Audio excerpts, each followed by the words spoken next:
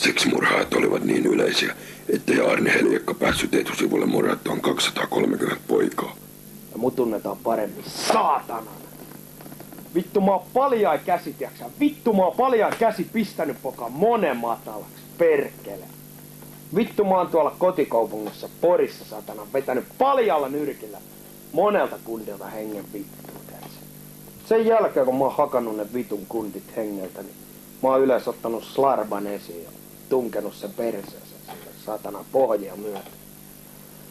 Sitten mä tungen kaikki erilaista kamaa niitten vitun persereikiin. Raiskasin ekaksi saatana. Ikä oli 3-7 vuoteen. Ei mitään toivoa kato semmosilla kersoilla. Ne oli vammaisia vielä kaikenlaisia. Mä panin slarbaa suun. Panin 9-millisellä väkisin imemään kyrpää. Tiedätkö, vittu, mä en oo turhan nostellut saatana painoja täällä.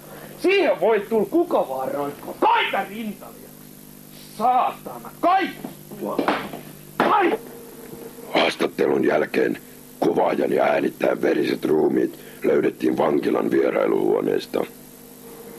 Heillä oli spermat naamalla.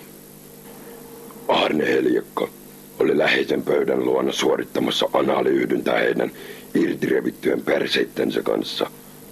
Tämä raakuus oli tehty paljain käsin. Toni Pallopää Kusikorpi tappoi 412 ihmistä vasemmalla kädellään. Hän kävi punttisalilla joka päivä, väänsi 60 kiloa hauista 14 kertaa. Murhien syyksi hän sanoi, että Hassan ei päästänyt häntä yhtyeeseensä soolokitaristiksi. Erkki Kempos on istunut vuodesta 1973. Kempos tunnusti tappaneensa ja syöneensä ihmisiä. FBI epäilee Erkki Kempoksen olevan Porin pahin seksitappaja. Jos et suostu uhriksi, sinusta tehdään se.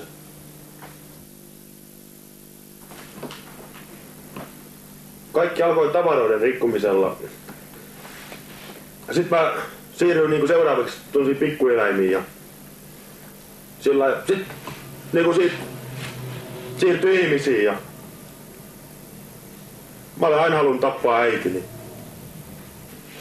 Sitten mä karkasin mummo ja papa luo ja vuoden päästä mä tapoin ne. Vuorilalla pahensi vain asiaa. Tiesin olevani sairas. Jos luulen, että minua tarkkailtiin. Jos joku katsoi vain minua, halusin tappaa. Kaupungissa olisin ollut massamurhaaja jo 15-vuotiaana. Kempos, kuten muutkin massamurhaajat, on yliälykäs.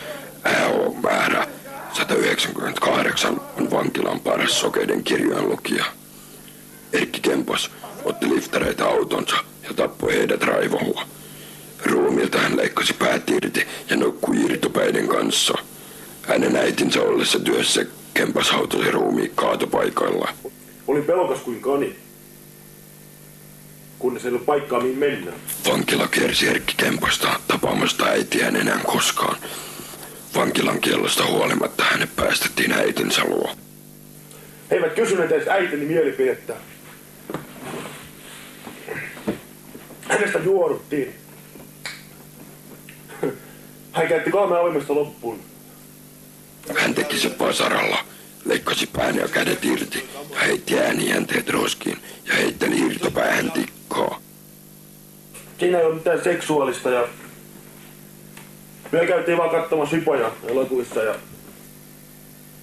lähtisitkö tämän miehen kyytiin?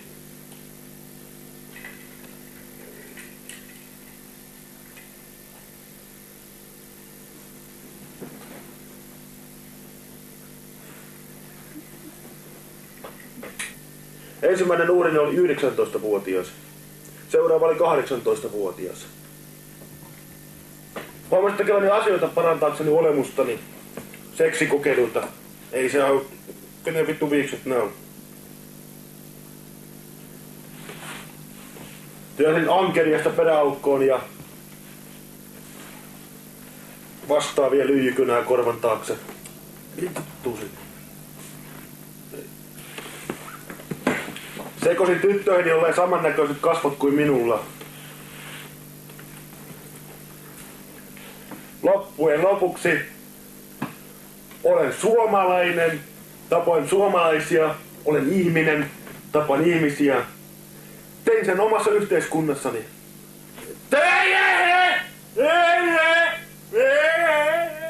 Kun katsoit tätä videoelokuvaa, niin siinä aikana 190 ihmistä murhattiin ja yksi oli sattumanvarainen. Porin tappaminen